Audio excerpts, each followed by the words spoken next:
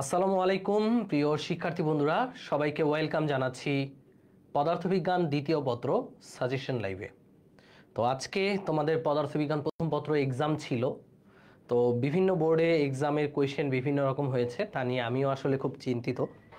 তো আহ, যেটা হয়েছে ভালো মন্দ যাই হয়েছে সেটা নিয়ে এখন আর চিন্তা করে লাভ নাই। যদি ভালো হয় তাহলে তো অনেক ভালো, আর যদি মন মতো এক্সামটা না হয়ে থাকে তাহলে পরের এক্সামটা যেন একদম ফাটাফাটি দিতে পারো, একদম কোপায় দিতে পারো, সেভাবে প্রস্তুতি নাও। দেখো যে আমাদের যেহেতু প্রথম পত্র দ্বিতীয় পত্র দুই পত্র মিলিয়ে এ প্লাস বা টোটাল নাম্বার হিসাব করা হবে, সো সেহেতু দ্বিতীয় পত্রে একটা ভালো নাম্বার অর্জন করে প্রথম পত্রের ঘাটতিটা তুমি কিন্তু পুষিয়ে দিতে পারবে। সো আমাদের পরবর্তী এক্সাম দ্বিতীয় পত্র, we should focus on that. তো আজকের লাইফটাতে আমরা সেই দ্বিতীয় পত্র তোমাদেরকে গুছিয়ে দিব, কিভাবে কি পড়তে হবে না পড়তে হবে, কোত্থেকে কতটুকু পড়বা, এই 2 দিনে ইফেক্টিভলি কিভাবে প্রস্তুতি নিবা, 1 থেকে 1.5 ঘন্টার এই লাইফটিতে আমি তোমাদেরকে সব কিছু সাজিয়ে দিব।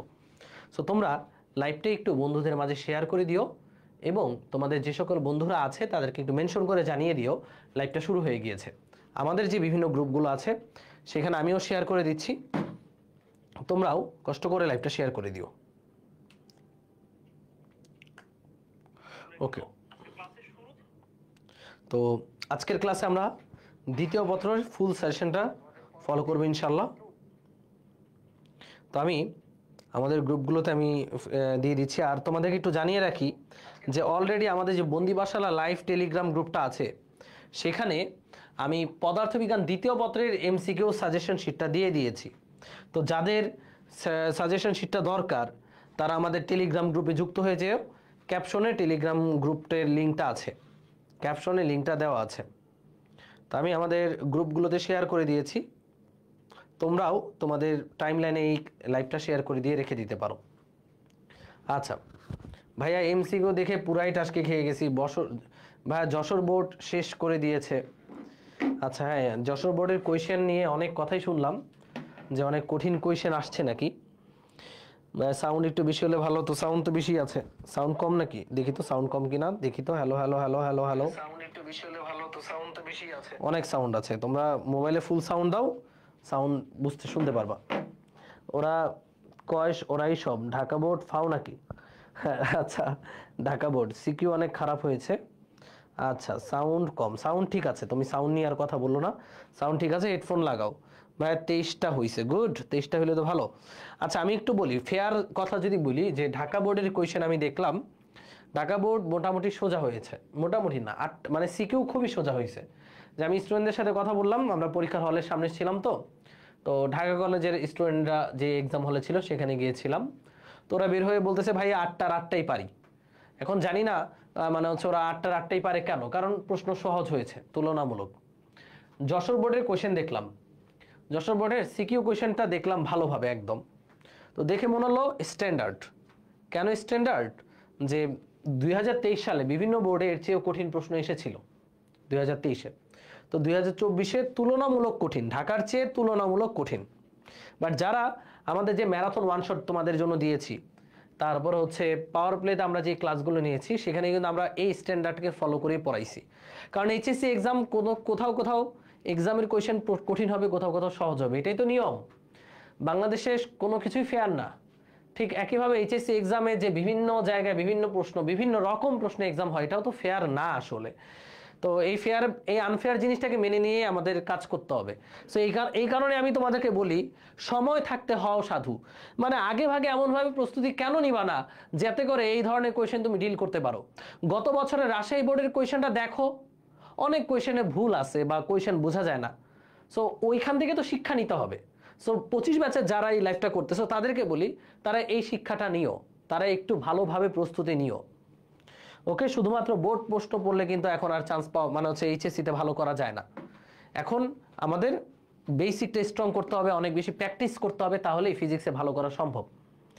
আচ্ছা, ঢাকা বোর্ডের রাই বুয়েটে এক্সাম দিবে, আচ্ছা এটা বলা যাবে না, কারণ যারা অ্যাকচুয়ালি বুয়েটিয়ান হবার স্বপ্ন বনে তাদের এক্সাম যে কোনো বোর্ডেই ভালো হয়েছে, আমার মনে হয় এটা। ওকে, যশোর বোর্ডের সিকিউ পুরা ধরা দিয়েছে। আচ্ছা যাই হোক, এটা নিয়ে আর কথা বলে লাভ নাই ভাইয়া, এটাই বললে আর কথা নিয়ে লাভ নাই, অনেক কঠিন হয়েছে, অনেক জায়গায় কঠিন হয়েছে, সহজ হয়েছে, সব মিলিয়ে ঝিলিয়ে। সো যশোর বোর্ডে যারা আছো তাদের জন্য সমবেদনা প্রকাশ করছি, এবং তারা দ্বিতীয় পত্র পরীক্ষাটা ভালোভাবে দিও।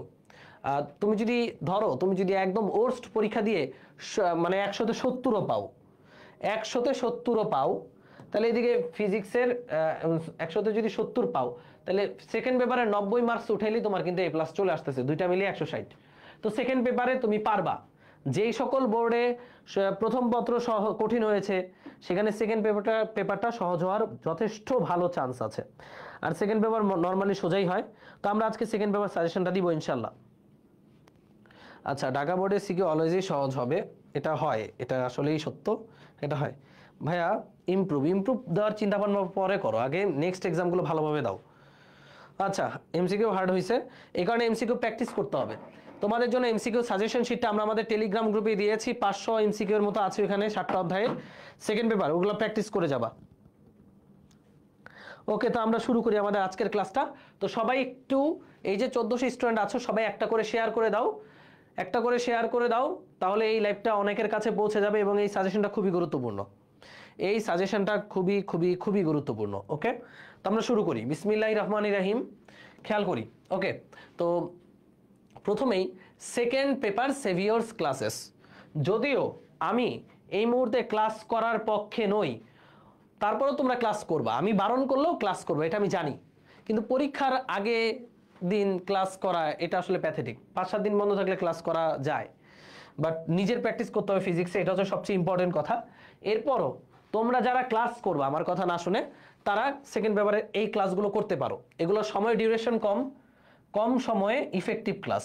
আচ্ছা, স্থির তড়িৎটা আজকে রাতে আপলোড হচ্ছে, এটা স্থির তড়িৎ না, স্থির তড়িৎটা আজকে রাতে আপলোড হচ্ছে। ওকে, স্থির তড়িৎটা 4 ঘন্টার বড় চ্যাপ্টার, যেহেতু এই যে ভৌত আলোক বিজ্ঞান আছে এখানে, এখানে আছে আধুনিক পদার্থবিজ্ঞানের সূচনা, পরমাণু মডেল, সেমিকন্ডাক্টর, ইলেকট্রনিক্স, টোটাল 60টার মধ্যে 6টা আছে, চলতড়িৎটা নাই, চলতড়িৎটা শুট দিতে পারি নাই সময়ের অভাবে। সো চলতড়িৎটা নিজে টেস্ট পেপার থেকে পড়ে নিবা, একটা অধ্যায় বাদ দিবা না। স্থির তড়িৎটা আপলোড হবে আমাদের ম্যারাথন ওয়ান শট প্লেলিস্টে, তো যারা ক্লাস করতে চাও তারা এই 6টা চ্যাপ্টার আমার প্লেলিস্ট থেকে দেখে নিতে পারো। বাট 6টা চ্যাপ্টার দেখার সময় নাই আসলে, তাই না? তো তুমি যে চ্যাপ্টারটা কম পারো সেটা দেখে নিবা প্লেলিস্ট থেকে। প্লেলিস্টের প্রথম কমেন্টে স্লাইডগুলো অ্যাড করা আছে। আমার সাজেশন থাকবে, ক্লাস দেখার আগে স্লাইডগুলো দেখো, স্লাইড দেখে যেই জায়গাটা পারো না ওই জায়গায় ক্লাস দেখো, পুরো ক্লাস করার দরকার নাই। তো এটা হচ্ছে তোমাদের সেকেন্ড পেপার সেভিয়র ক্লাস হতে পারে। ওকে, ম্যারাথন ওয়ান শট ফিজিক্স ভাইয়া চ্যানেলে আছে, সেকেন্ড পেপারে সেভিয়র ক্লাস হতে পারে। কারণ আজকে অনেক স্টুডেন্ট বলতেছিল, ভাইয়া যশোর বোর্ডেরও কিছু স্টুডেন্ট বলতেছিল, ভাইয়া ম্যারাথন ওয়ান শট দেখছিলাম, দেখে বেঁচে গেছি। সো ম্যারাথন ওয়ান শটের সব টাইপের প্রবলেম দেখানো হয়েছে, এটা কিন্তু খালি বোর্ড সিকিউ না, স্ট্যান্ডার্ড ক্লাস এগুলো এই মানে আমি এমনভাবেই তৈরি করেছি যেন সকল টাইপের প্রবলেম আসলেও যেন স্টুডেন্টরা বোর্ডে ফাটায় দিতে পারে। সো সেভাবেই করছি। সো ম্যারাথন ওয়ান শটগুলো তোমার জন্য সেভিয়ার হতে পারে। ওকে, ম্যারাথন ওয়ান শট কি সাউন্ড কি সমস্যা? হ্যাঁ, সো ম্যারাথন ওয়ান শটগুলো তোমার জন্য সেভিয়ার হতে পারে। আমি আবারও বলতেছি, ক্লাস তুমি পুরোটা করার সময় পাবা না। তোমার এইখানে ক্লাসে স্লাইড অ্যাড করা আছে, এই স্লাইডগুলো দেখে যেটুকু পারবা না ওইটা ক্লাস থেকে দেখবা। ওকে, সব ক্লাস করার সময় কিন্তু এখন নাই, এখন নিজেকে সময় দিতে হবে, প্র্যাকটিস করতে হবে। এবার এই সেভিয়ার ক্লাসগুলো কাজে লাগাতে পারো, এগুলো কাজে লাগাতে পারো। ওকে, রেডি? নেক্সট, তো নেক্সট হচ্ছে যে আমরা দ্বিতীয় পত্রের জন্য যেই সাজেশনটা রেডি করেছি, একদম পিওর সাজেশন, বই ঘেটে ঘেটে। প্রথমেই তাপগতিবিদ্যা, এবং আমি এখানে সূত্রগুলো আলোচনা করে দিব, খালি সাজেশন না, আমি এখানে সূত্রগুলো আলোচনা করে দিব যে কোন কোন সূত্রগুলো আমাদের এখান থেকে দরকার। এরপর প্র্যাকটিস করার দায়িত্ব তোমার, প্র্যাকটিস করার দায়িত্ব তোমার। তো প্রথমেই তাপগতিবিদ্যা। ওকে, রেডি? তাপগতিবিদ্যা, তো তাপগতিবিদ্যা অধ্যায়টা সোজা, এইচএসসি এক্সামের জন্য তাপগতিবিদ্যা অধ্যায়টা তুলনামূলক সহজ, তুলনামূলক সহজ। এবার এই তাপগতিবিদ্যা থেকে কি কি পড়বা? দেখো ভাই, তাপগতিবিদ্যার সবচেয়ে ইম্পর্টেন্ট আমরা দেখতে পাচ্ছি কার্নো ইঞ্জিন। কার্নো ইঞ্জিন বলতে কি? ওই যে কার্নো ইঞ্জিন কি? প্রত্যাগামী ইঞ্জিন, প্রত্যাবর্তী ইঞ্জিন। প্রত্যাবর্তী ইঞ্জিনের জন্য আমরা লিখতে পারি Q1/T1 is equal two Q2/T2। মনে আছে নাকি নাই? মনে থাকা উচিত। তারপর আমরা জানি যে প্রত্যাবর্তী ইঞ্জিনে মোট এন্ট্রপির পরিবর্তন শূন্য হয়, তারপরে হচ্ছে তোমাকে বলবে যে উপরিক্ত উদ্দীপকে উল্লিখিত ইঞ্জিনটি প্রত্যাবর্তী কিনা, তাহলে তুমি কি করবা, মোট এন্ট্রপির পরিবর্তন বের করবা। একটা চক্রে এন্ট্রপির পরিবর্তন, আরেকটা চক্রে কত, পরের চক্রে কত, পরের চক্রে কত, তাহলে মোট এন্ট্রপির পরিবর্তন বের করে দেখবা আন্ডা আসে। এরপরে বলবো এটা কি প্রত্যাবর্তী ইঞ্জিন। তারপরে কার্নো ইঞ্জিনের জন্য T1 দেওয়া আছে, T2 বের করো, ইটা দেওয়া আছে, মানে ইটা রিলেটেড যা কিছু আছে হিট ইঞ্জিন নিয়ে যা কিছু আছে সবচেয়ে ইম্পর্টেন্ট 7 স্টার। তাপগতিবিদ্যার প্রথম সূত্র, তাপগতিবিদ্যার প্রথম সূত্র কোনটা? তাপগতিবিদ্যার প্রথম সূত্র তোমরা জানো, dq সমান du প্লাস dw, তাই না? তো এই যে du প্লাস dw এটা নিয়ে অনেক ঘুরিয়ে ঘুরিয়ে কোয়েশ্চেন আসে। সো এই dq is equal two du plus dw এটা দিয়ে আমাদের প্রশ্ন আসবে। সো এই দুইটা দেখো কতবার আসছে, আমি দেখছিলাম এটা মনে হয় 30-35 বার আসছে বোর্ডে, আর মানে রিসেন্ট টাইমে। সো এই দুইটা টপিক খুবই গুরুত্বপূর্ণ। এনট্রপির আমাদের দুইটা কেস আছে। এনট্রপির কেসগুলো কি কি? একটা হচ্ছে তাপমাত্রা স্থির, তাপমাত্রা স্থির থাকলে এনট্রপির পরিবর্তন হচ্ছে mLF/T। মনে আছে কি? যাদের মন নাই তারাও একটু মনে করার চেষ্টা করো। ডিএস এনট্রপির পরিবর্তন হবে dQ/T। আর তাপমাত্রা স্থির না থাকলে আমাদের এনট্রপির পরিবর্তন হচ্ছে ms ln T2/T1। এই ফর্মুলাগুলো দিয়ে ঘ নাম্বার আসতেই পারে। এরপরে দেখো 4 স্টার মানে ঘ নাম্বারের কোয়েশ্চেন, এগুলো দিয়ে সি মানে 3 নাম্বারের অঙ্ক আসবে। এই যে রুদ্ধতাপীয় পরিবর্তনে আমাদের পিভি, টিভি এবং টিপির মধ্যে রিলেশন। রেফ্রিজারেটর দিয়ে ঘ নাম্বার আসতে পারে, গতবার আসছে তো তোমাদের বেলাও আসতে পারে। রেফ্রিজারেটরের কার্যকৃত সহগ, কোএফিসিয়েন্ট অফ পারফরম্যান্স এইটা। আর কার্ণচক্র, এই যে কার্ণচক্র বলতে এই যে এই চক্রটা দিয়ে দিবে, এই যে এই চক্রটা এরকম দিয়ে দিবে, এই পয়েন্টের তাপমাত্রা বের করতে বলবে, এই পয়েন্টের আয়তন বের করতে বলবে। সো এই হচ্ছে আমাদের তাপগতিবিদ্যার গুরুত্বপূর্ণ সাজেশনগুলো। সো এখন আমি এগুলো একটা একটা করে এক্সপ্লেইন করব, এবং এই একটা একটা করে এক্সপ্লেইন করে পুরো অধ্যায়ের যে সূত্রগুলো আছে সেটা আমি পুরোটা সামারাইজ করে দিব, ইফেক্টিভ কাজে লাগবে। রেডি?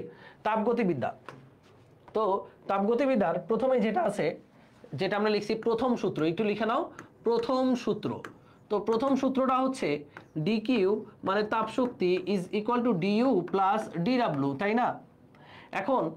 এখন বিভিন্ন তাপগতীয় প্রক্রিয়ার সময় এই প্রথম সূত্রটা চেঞ্জ হয়ে যায়।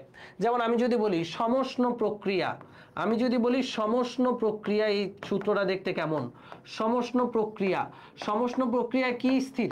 সমষ্ণ প্রক্রিয়া তাপমাত্রা স্থির। তাপমাত্রা স্থির থাকলে গ্যাসের অভ্যন্তরীণ শক্তির পরিবর্তন 0, কারণ গ্যাসের শক্তি নির্ভর করে তাপমাত্রার উপর। তাহলে তাপমাত্রার চেঞ্জ না হলে অভ্যন্তরীণ শক্তির কোনো চেঞ্জ হয় না। অভ্যন্তরীণ শক্তি মানে অণুসমূহের লাফালাফি, কাঁপাকাঁপি এগুলা। তো তাপমাত্রার চেঞ্জ না হলে অভ্যন্তরীণ শক্তির কোনো পরিবর্তন হয় না। তাহলে সমষ্ণ প্রক্রিয়ায় টি স্থির থাকার কারণে ডিইউ 0 হয়। ডিইউ 0 হলে এই সূত্রটার চেহারা হবে ডিকিউ সমান ডিডব্লিউ, আর ডিডব্লিউ সমান লেখা যাবে পিডিভি। ওকে, সমষ্ণ প্রক্রিয়া ডিডব্লিউ সমান কি লেখা যাবে? পিডিভি। এরপরে সমচাপ প্রক্রিয়ায় কি স্থির ভাইয়া?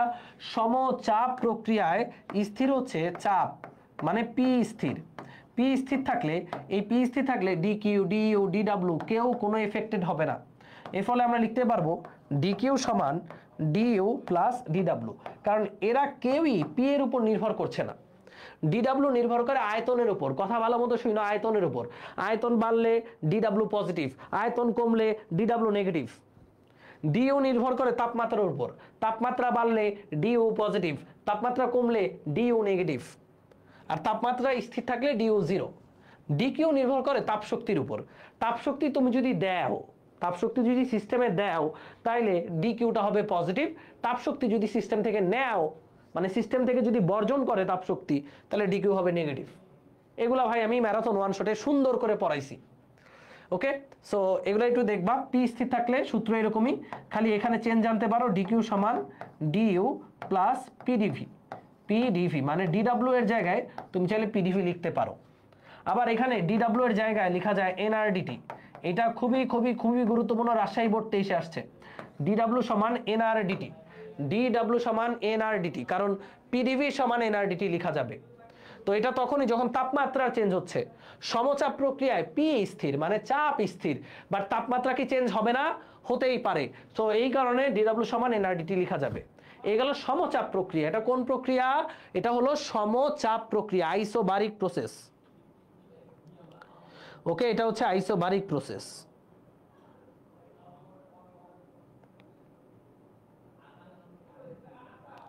ওকে, তো এবার সম আয়তন প্রক্রিয়া। সম আয়তন লিখো, সম আয়তন প্রক্রিয়ায় আমাদের ভি স্থির থাকলে ডিডব্লিউ জিরো। আয়তনের চেঞ্জ না হলে কৃতকাজের পরিবর্তন বা কৃতকাজের পরিবর্তনটা কত হবে? জিরো হয়ে যাবে। তাহলে সূত্রটা হবে ডিকিউ সমান ডিইউ। আর মনে রাখবা ডিইউ সমান লেখা যাবে এন সিভি ডিটি। মনে থাকে জানো, ডিইউ সমান লেখা যাবে এন সিভি ডিটি। ডিইউ সমান লেখা যাবে এন সিভি ডিটি। ডিইউ সমান এন সিভি ডিটি। এবার রুদ্ধতাপীয়, এই চারটা প্রক্রিয়া আছে আমাদের। রুদ্ধতাপীয় প্রক্রিয়া কিউ স্থির, মানে তাপ শক্তির আদান প্রদান হবে না, তাহলে ডিকিউ শূন্য। ডিকিউ শূন্য হলে আমরা লিখতে পারবো ডিইউ সমান মাইনাস ডিডব্লিউ, অথবা লেখা যাবে ডিডব্লিউ সমান মাইনাস ডিইউ। দুইটার একটা লেখা যাবে, তোমার যখন যেটা দরকার ওইটা লিখতে পারবা। এলো বিভিন্ন তাপগতীয় প্রক্রিয়া তাপগতিবিদ্যার প্রথম সূত্রের চেহারাটা। ওকে, বিভিন্ন তাপগতীয় প্রক্রিয়ায় তাপগতিবিদ্যার প্রথম সূত্রের চেহারা। এখন এইটা নিয়ে কিভাবে কি হয়, এটা দিয়ে সিকিউ কিভাবে হয়, সব কিছু আমরা আমাদের ম্যারাথন ওয়ান শটে দেখিয়েছি। তোমাদের যাদের দেখার দরকার মনে হয় তারা দেখবা, আর যাদের দেখার দরকার নাই তারা সিকিউ প্র্যাকটিস করবা। এই গেল হচ্ছে তাপগতিবিদ্যা। ওকে, তাপগতিবিদ্যার প্রথম সূত্র। এবার তাপগতিবিদ্যার প্রথম সূত্রের পর কার্নো ইঞ্জিন বলছি।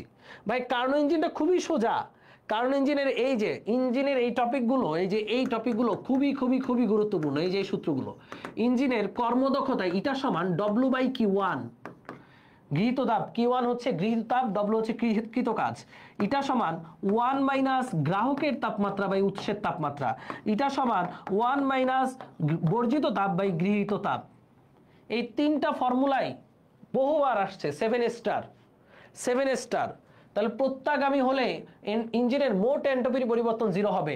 প্রত্যাবর্তী হলে, প্রত্যাগামী বা প্রত্যাবর্তী যেটাই বলি আমি, প্রত্যাগামী হলে মনে রাখবা T1 বাই T1 এটা যা হবে Q2 বাই T2 মানটা তাই হবে।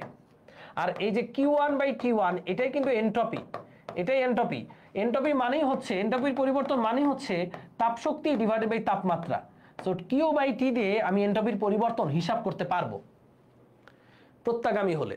এ হচ্ছে ইঞ্জিন। এবং এখানে যে কয়টা সূত্র লিখছি না ভাই, ও আরেকটা জিনিস যেটা মিস করে গেলাম, ডব্লু সমান Q1 মাইনাস Q2। এইখানে যে কয়টা সূত্র লিখছি দেখবা, টেস্ট পেপার খুলে দেখবা, এই সূত্রগুলো দিয়ে সবচেয়ে বেশি সিকিউ আসছে। এই কারণে এটা 7 স্টার ইঞ্জিন। ইঞ্জিনের পর আমরা বলছিলাম আছে হচ্ছে এনট্রপি। এনট্রপির সূত্র দুইটা। এনট্রপির সূত্র কয়টা? দুইটা। এনট্রপির সূত্র হচ্ছে দুইটা। একটা হচ্ছে ds is equal to dq by t. এই ডিকিউ এর জায়গায় লিখতে পারবো এমএলএফ বাই টি অথবা এমএলভি বাই টি। এখানে তাপমাত্রার কোনো চেঞ্জ হয়নি, অবস্থার চেঞ্জ হয়েছে। যেমন একটা এক্সাম্পল দিই, 0 ডিগ্রির বরফ 0 ডিগ্রির পানিতে পরিণত হলো, এনট্রপির পরিবর্তন কত? আমি আবারও বলছি, 0 ডিগ্রির বরফ 0 ডিগ্রির পানিতে পরিণত হলো, এনট্রপির পরিবর্তন কত? তাপমাত্রার চেঞ্জ হয়েছে? হয় নাই, অবস্থার চেঞ্জ হয়েছে। Formula এমএলএফ by T. 100 ডিগ্রির পানি 100 ডিগ্রির বাষ্পে রূপান্তর হলো, এনট্রপির পরিবর্তন এমএলভি বাই টি, সোজা। আবার যদি তাপমাত্রা চেঞ্জ হয়, যদি তাপমাত্রা চেঞ্জ হয়, যে আমি বললাম যে 10 ডিগ্রি সেলসিয়াস তাপমাত্রার 2 কেজি পানি, এই পানির তাপমাত্রা বেড়ে 70 ডিগ্রি সেলসিয়াস হলো, গরম হলো, এনট্রপির পরিবর্তন কত? তখন আমরা জানি ডিএস হচ্ছে ms ln t2 by t1. Ms ln t2 by t1. T2 হচ্ছে ফাইনাল টেম্পারেচার, টি1 হচ্ছে আদি টেম্পারেচার। এবং এইটা দিয়ে, এই দুইটা সূত্র দিয়ে 4 নম্বরের কোয়েশ্চেন আসতেই পারে, মিস নাই।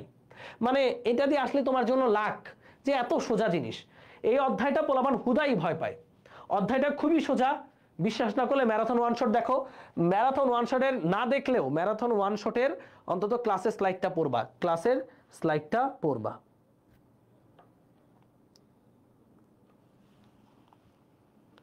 ওকে, আচ্ছা ঠিক আছে, এগুলো এনট্রপি। এখানে তো এই সূত্রগুলো লিখাই আছে যে PV to the power gamma সমান constant, TV gamma minus one, TP one minus gamma by gamma, যেগুলো কনস্ট্যান্ট। এগুলো হচ্ছে রুদ্ধতাপীয় প্রক্রিয়ার ক্ষেত্রে, অর্থাৎ যেই সকল প্রক্রিয়া খুব দ্রুত ঘটে সেখানে তাপমাত্রা, চাপ, আয়তনের মধ্যে সম্পর্ক। এরপর রেফ্রিজারেটরের কার্নোচক্র, কার্নোচক্রের সূত্রগুলো জেনে রাখবো। আর হ্যাঁ, এখানে একটা গুরুত্বপূর্ণ জিনিস মিস হয়ে গেছে, তাপগতিবিদ্যার প্রথম সূত্রে কৃতকাজের সূত্রগুলো জানতে হবে। কৃতকাজ, যে সমষ্ণ প্রক্রিয়ায় কৃতকাজ, রুদ্ধতাপীয় প্রক্রিয়ায় কৃতকাজ, এগুলো জানতে হবে। আমি একটু এখানে লিখে দিই, কৃতকাজের সূত্রগুলো জানতে হবে। কৃতকাজ, সমষ্ণ প্রক্রিয়ায় কৃতকাজ, সমষ্ণ প্রক্রিয়ায় কৃতকাজ, কৃতকাজ, সমষ্ণ প্রক্রিয়ায় কৃতকাজ হচ্ছে ডব্লু সমান nRT loan V2 by V1। সমচাপ প্রক্রিয়ায় কৃতকাজ, সমচাপ প্রক্রিয়ায় কৃতকাজ ডব্লু সমান PdV বা nRDT। এরপরে সম আয়তন প্রক্রিয়ায় কৃতকাজ, আয়তনের চেঞ্জ যদি না হয়, সম আয়তন মানে কি, সম আয়তন প্রক্রিয়ায় কৃতকাজ, আয়তন স্থির, আয়তন স্থির থাকলে কোনো কাজ হয় না, তাহলে কৃতকাজ হচ্ছে জিরো। আর রুদ্ধতাপীয় প্রক্রিয়ায় কৃতকাজ, রুদ্ধতাপীয় প্রক্রিয়ায় কৃতকাজ ডব্লু সমান nR by gamma minus one T1 minus T2। এটা হচ্ছে রুদ্ধতাপীয় প্রক্রিয়ায় কৃতকাজ। এবং এই কৃতকাজ দিয়ে বহুত প্রশ্ন আসছে। এটা প্রথম সূত্রের ক্যাটাগরিতেই পড়ে, মানে বিভিন্ন প্রক্রিয়ায় কৃতকাজ। তো দেখো এইখানে সবগুলো সূত্র কিন্তু ব্যাখ্যা করে দেওয়া আছে, মানে এই সূত্রগুলোই হচ্ছে এই অধ্যায়ের। এবং এই সূত্রগুলো যদি পড়ো এবং প্রত্যেকটা সূত্র থেকে অঙ্ক করে যাও একটা করে, তাহলেও আশা করা যায় এই শেষ মুহূর্তে তোমার তাপগতিবিদ্যার প্রস্তুতি হয়ে যাবে। ওকে, কথা কি বুঝছো? আচ্ছা, আশা করি বুঝতে পেরেছো। এবার আমরা চলে যাব পরবর্তী অধ্যায়। আমি যেহেতু চলতরিৎটা শুট করিনি, তাহলে আমি স্থির তড়িৎ দিয়েই শুরু করি। স্থির তড়িৎ, স্থির তড়িৎে দেখো 5 স্টার টপিকই আছে দুইটা না তিনটা। আচ্ছা দুইটা, কি কি? তড়িৎ বিভব, আচ্ছা এখানে একটা মিসিং হয়ে গেছে, তড়িৎ প্রাবল্য এবং ধারক, এই তিনটা টপিক। ভাইয়া তড়িৎ বিভব তোমাদের একটু মনে করায় দিই, তড়িৎ বিভবের যে রাশিমালা, তড়িৎ বিভবের রাশিমালা, বিভবের জন্য এই বিভবের রাশিমালা হচ্ছে প্রথমত V ইজ ইকুয়াল টু ডব্লু বাই কিউ। সুতরাং ডব্লু is equal to q v, এটা হচ্ছে বিভব পার্থক্য দিয়ে কৃতকাজ বের করার ফর্মুলা। এরপরে কোনো একটা বিন্দু চার্জ থেকে একটা দূরত্বে বিভবের রাশিমালা 1/4 pi epsilon not q divided by আর।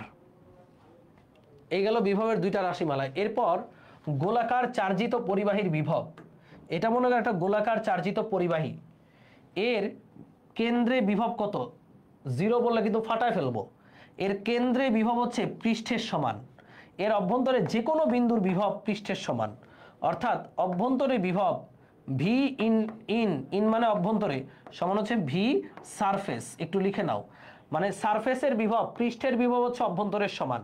তাহলে পৃষ্ঠের এই বিন্দুতে বিভব কত, ভি সারফেস হচ্ছে 1/4 pi epsilon not q by ব্যাসার্ধ, এই পৃষ্ঠে যে বিভবটা অভ্যন্তরে বিভব সেম, এটা দিয়ে পরীক্ষায় প্রশ্ন আসবে। এবার যদি বলা হয় যে বাইরে কোনো বিন্দুতে বিভব, সাপোজ এখান থেকে বাইরের কোনো একটা দূরত্ব হচ্ছে ডি, তাহলে কেন্দ্র থেকে দূরত্ব ডি হলে এই পয়েন্টের বিভব হবে, বাইরের বিন্দুতে বিভব হবে 1/4 pi epsilon not q by d. তাহলে আমরা এখানে দুইটা জিনিস খেয়াল রাখবো, যে বিভব তো ডব্লিউ ইকুয়াল কিউ ভি, আর যে কোনো বিন্দুতে বিভব হচ্ছে 1/4 pi epsilon not q by r. এবার যদি বলা হয় বাহিরে কোনো বিন্দুতে বিভব কত, তখন আমরা বলবো, তখন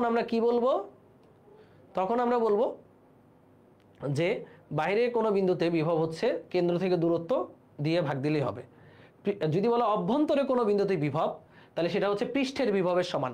পৃষ্ঠে বের করবো 1/4 pi epsilon not q by r, এবং এটাই হবে গোলাকার পরিবাহীর ক্ষেত্রে অভ্যন্তরের বিভব। ওকে, মনে থাকে জানো। এই গেল বিভব। এবার বিভব শক্তি, এই জিনিসটা, এই যে বিভব শক্তি ভেরি ভেরি ইম্পর্টেন্ট। বিভব শক্তি হচ্ছে ডব্লু সমান কি, কিউ ইন্টু ভি। এটা খুবই ইম্পর্টেন্ট, খুবই খুবই খুবই ইম্পর্টেন্ট। এটা দিয়ে পরীক্ষায় প্রশ্ন আসবে, যশোর বোর্ডে যদি আসে, আবার কঠিন যদি আসে তাহলে এটা আসবে কিউ ভি। দেখো এই কিউ তো দেওয়া থাকবে, আর ভি হচ্ছে ওই পয়েন্টের বিভব 1/4/ε0 কিউ বাই আর। তাহলে বিভব শক্তি একটা সুন্দর রাশিমালা হচ্ছে সাজিয়ে লিখলে 1/4/ε0 কিউ কিউ বাই আর। এটা হচ্ছে দুইটা চার্জ যদি পাশাপাশি থাকে, ওই পাশাপাশি থাকা অবস্থায় তাদের মধ্যে সঞ্চিত বিভব শক্তি। এবার দেখলাম যশোর বোর্ডে একটা প্রশ্ন আসছে যে ওই মহাকর্ষের প্রশ্নটা, ঢাকা বোর্ডের মহাকর্ষের প্রশ্নটা দুধ ভাত, বাট যশোর বোর্ডে যেটা আসছে ওটাও সোজা, বাট স্টুডেন্টরা না পড়লে পারবে না। ওইটা আসছে এরকম যে দুইটা গ্রহ দেওয়া আছে, এই গ্রহের পৃষ্ঠ থেকে অসীমে পাঠাতে কত কাজ করতে হবে, আর এই গ্রহের পৃষ্ঠ থেকে অসীমে পাঠাতে কত কাজ করতে হবে। দুইটা প্রশ্ন, মহাশূন্যে পাঠাতে কত শক্তি দিতে হবে বা কত কত কাজ করতে হবে। ওকে, তোমাদের ইনশাআল্লাহ ওইগুলো আমরা পড়াই, কিন্তু আমরা আমাদের ক্লাসে পড়িয়েছি, মহাকর্ষ ক্লাসে পড়িয়েছি, ম্যারাথন ওয়ান শট যারা করেছে তারা জানে, করাইছি। ওইখানে ওই শক্তির ব্যাপার আছে। সো এটা হচ্ছে আমাদের বিভব শক্তি, তড়িৎ বিভব শক্তি, দুইটা চার্জের গুণফল বাই দূরত্ব। ওকে, টু চার্জ সিস্টেমের তড়িৎ বিভব শক্তি। আচ্ছা, যারা খুব হতাশার কমেন্ট করতেছো, আগেই বলি যেটা গেছে গেছে ওইটা নিয়ে আর চিন্তা করে লাভ নাই, বাট যেটা সামনে আসতেছে ওইটাকে ভালো করো, ওইটাতে ভালো করো, ওইটাতে ভালো করো, ওইটাতে ভালো করাটা ইম্পর্টেন্ট। এগুলো তড়িৎ বিভব আর বিভব শক্তি। এরপরে বিভবের সাথে ধারকের রিলেশন দিয়ে প্রশ্ন আসতে পারে, যেমন বিভব ও ধারকত্ব। বিভব ও ধারকত্ব, ধারকত্ব তোমাদের কি মনে আছে যে ধারকত্ব c is equal to q by v, এটা দিয়ে প্রশ্ন আসতে পারে যে বিভবের সাথে ধারকত্বের সম্পর্কটা কেমন, C is equal to q by V.